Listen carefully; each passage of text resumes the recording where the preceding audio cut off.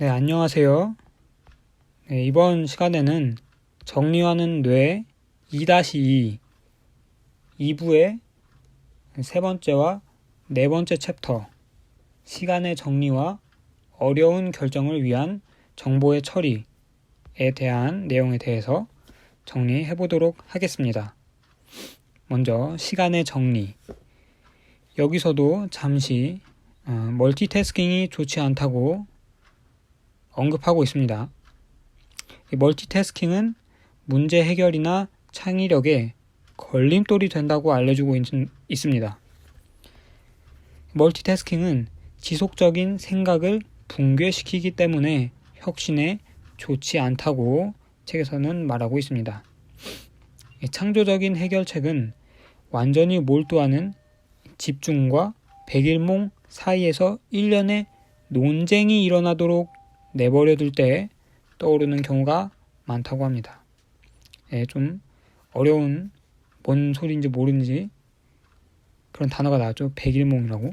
백일몽 모드에 대해서 잠깐 설명을 드려보자면 인간이 휴식하는 상태, 뇌의 기능을 요구하지 않는 상태라고 책에서는 알려주고 있습니다.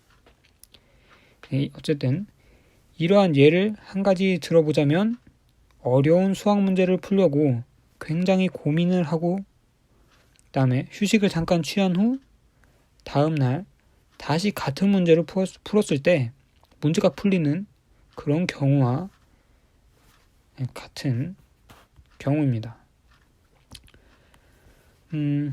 우리가 일을 명확하고 효율적으로 완수하기 위해서는 그 일의 시작과 끝을 정의할 수 있어야 한다라고 책에서는 알려주고 있습니다.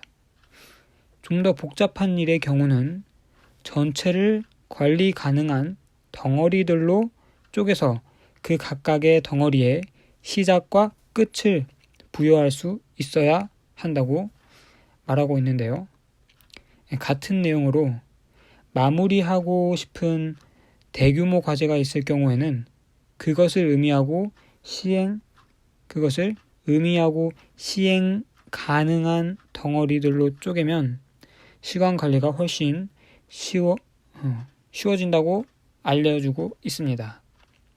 이 내용을 보고 저는 유튜버 신사임당님이 어떤 목표를 이루기 위해서는 일을 최대한 잘게 쪼개서 가장 쉬운 일, 먼저 해야 할 일을 하려고 말했던 게 생각이 갑자기 나네요. 어쨌든 우리는 어떤 일을 하기 위해서 목표를 세웠다 하더라도 그 실행 과정이 구체적이고 명확하지 않다면 같은 일만 반복하다가 다음 단계로 못 넘어갈 수도 있고 심지어 제대로 시작도 못하고 흐지부지 될 수도 있다고 책에서는 알려주고 있습니다. 그리고 책에서는 수면의 중요성에 대해서도 알려주고 있는데요. 이 책에서는 양질의 수면은 인간에게 그리고 인간이 하는 생산적인 활동뿐만 아니라 모든 면에서 중요하다고 알려주고 있고 수면 부족은 많은 부분에 부정적인 영향을 끼친다고 알려주고 있습니다.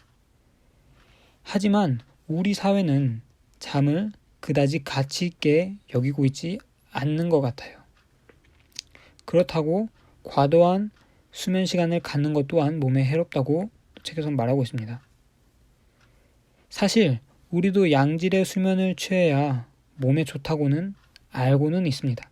하지만 뭔가 꿈을 이루고 목표를 이루기 위해서는 잠을 줄여가면서까지 해야 한다고 말을 하고 있죠. 물론 시간이 부족해서 어쩔 수 없이 잠을 줄여가면서 무언가를 해야 하는 상황이라면 어쩔 수 없지만 시간적 여유가 좀 있다면 양질의 수면을 취하고 깨어있는 시간에 일을 하는 것이 더 효율적이라고 생각합니다. 그리고 되도록이면 깨어있는 시간을 잘 활용하라고 책에서는 알려주고 있습니다. 그리고 좀 결정장애가 있는 분들에게 도움이 될 만한 문장에 좀 소개해 드릴게요. 자신의 시간이 자기에게 얼마나 가치 있는지 계산하고 나면 의사결정이 무척 간단해진다. 하지만 그 결정의 가치보다 더 많은 시간을 허비하지 마라. 고 책에서 언급하고 있습니다. 즉 현재 자신이 고민하는 것에 대한 시간의 가치와 결정 이후의 가치를 잘 비교해 보라는 뜻입니다. 크게 중요하지 않은 것에 너무 시간을 허비하지 않았으면 좋겠습니다. 네, 다음으로 어려운 결정을 위한 정보의 정리에 대해서 또 정리해 보도록 하겠습니다.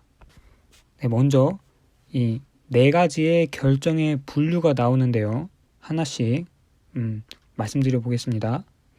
첫 번째로 답이 분명하기 때문에 지금 당장 내릴 수 있는 결정. 그리고 두 번째로 당신보다 시간적 여유와 전문성을 가진 다른 누군가에게 맡길 수 있는 결정.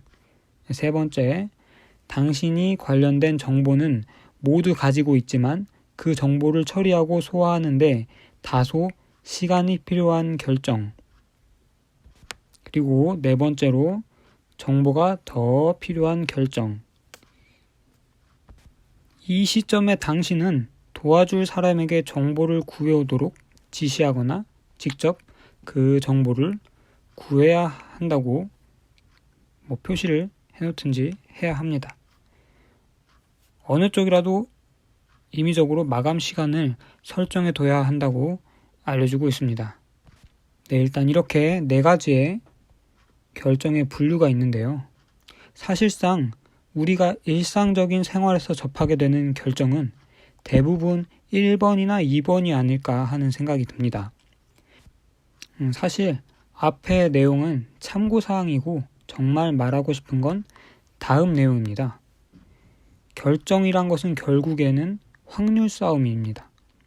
어떤 결정을 내리든 간에 결국 뜻대로 되지 않을 확률은 30에서 40% 정도는 안고 가야 한다고 합니다.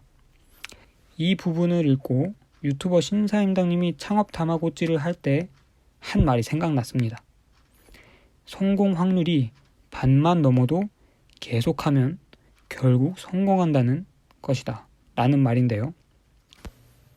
그런데 반복적이지 않고 일회성인 결정일 경우에는 좀 더 신중할 필요는 있겠죠.